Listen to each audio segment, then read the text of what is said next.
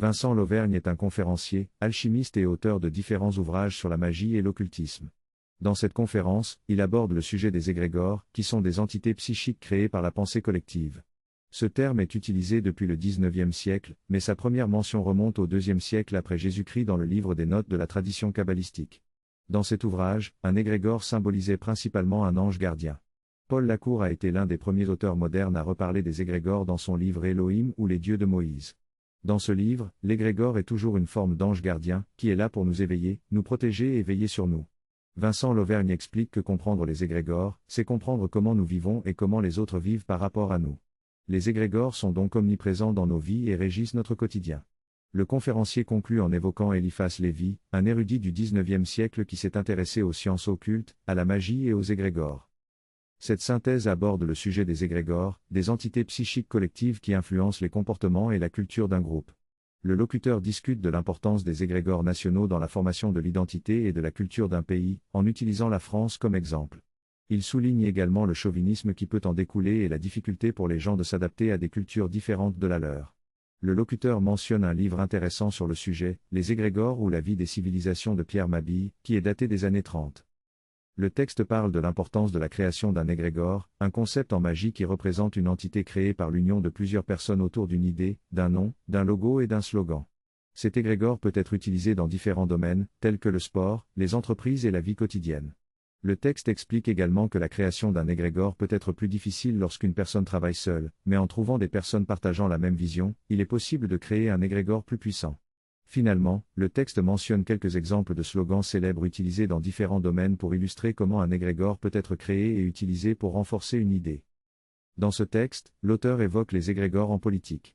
Selon lui, il s'agit de constructions émotionnelles auxquelles les électeurs se rattachent pour soutenir un parti ou un candidat politique. Il affirme que les idées politiques ne sont pas toujours claires ou générales, mais qu'elles sont souvent utilisées pour susciter des désaccords et des conflits entre les gens, afin de maintenir une certaine tension dans la société. L'auteur cite l'exemple de Jacques Chirac lors des élections présidentielles françaises de 2000.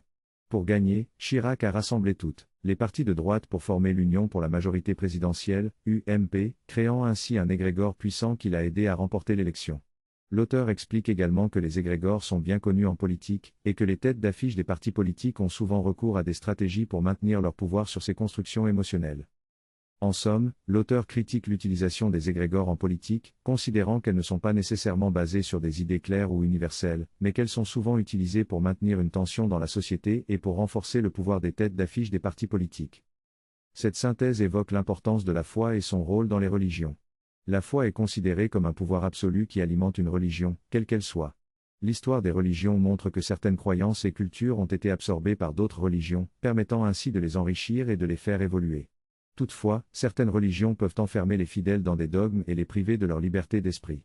Cela peut conduire à une énergie qui se concentre uniquement dans une direction, celle que les dirigeants religieux ont choisie. Les sectes sont également évoquées comme ayant des similitudes avec les religions, en ce qu'elles cherchent à décapiter l'individu pour en faire un nouveau-né qui suit une nouvelle voie. En somme, la religion doit être un moyen d'élévation et de rassemblement, mais elle peut également limiter les individus s'ils ne parviennent pas à trouver leur propre voie spirituelle. Dans cette vidéo, le locuteur parle de la différence entre la croyance et le savoir, ainsi que de l'importance de la foi. Selon lui, la croyance implique toujours un doute, tandis que le savoir est fondé sur l'expérience. Il est donc crucial de distinguer entre les deux et de s'efforcer de parvenir au savoir plutôt que de se contenter de la croyance. Cependant, le locuteur souligne également que la foi est un concept différent de la croyance, car elle implique une certitude absolue, sans doute ni incertitude.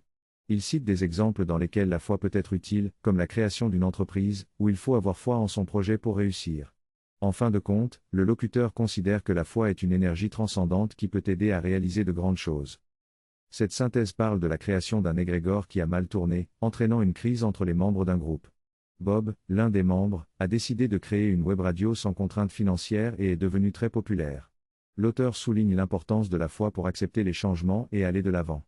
Enfin, il est question de la façon de se débarrasser d'un égrégore en se déconnectant de lui et en changeant de voie. L'auteur mentionne qu'il essaie de se séparer des égrégores négatifs dans sa vie quotidienne pour avancer.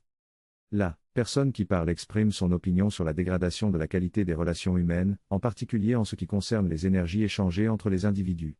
Elle pense que, de nos jours, les gens cherchent moins à donner de l'amour et plus à en recevoir, ce qui conduit souvent à des relations déséquilibrées. Elle estime également que les grands leaders de pensée ne sont pas exempts de cette tendance, car ils sont souvent motivés par le désir de prendre plus qu'ils ne donnent. Elle considère que le problème fondamental réside dans le fait que les humains ne sont pas parfaits et que la recherche du pouvoir est souvent à l'origine de ces déséquilibres. Ensuite, la personne aborde la question des égrégores, c'est-à-dire des entités énergétiques collectives créées par un groupe de personnes ayant des intentions similaires. Elle explique que la plupart des égrégores sont créés inconsciemment, mais que nous pouvons aussi les créer consciemment. Elle s'interroge sur l'existence d'égrégores sans business autour, c'est-à-dire sans qu'il y ait de profit financier ou de pouvoir pour les personnes impliquées. Cependant, elle considère que le problème du pouvoir est toujours présent, même si les égrégores sont créés sans business, car il y aura toujours des personnes qui chercheront à dominer les autres. Elle estime donc qu'il est important de construire des égrégores avec d'autres personnes, sans chercher à avoir plus de pouvoir que les autres, afin de créer des relations plus équilibrées et des égrégores plus positifs. Il semble que le texte soit une transcription d'une discussion autour de l'utilisation des égrégores et des énergies. L'utilisation des énergies est considérée comme magique. Les égrégores sont des formes de pensée créées et alimentées par des individus partageant une intention commune. Pour que l'égrégore soit positif, il faut qu'il y ait un échange entre les individus qui le nourrissent. Le choix des égrégores est donc important, il ne faut pas s'investir dans trop d'égrégores dont on n'a pas besoin, sinon on perd de l'énergie. En ce qui concerne les animaux et les plantes, il existe également des égrégores ou des esprits de groupe qui leur sont liés. L'origine de l'intérêt personnel de l'interlocuteur pour les sujets ésotériques remonte à son enfance, lorsque son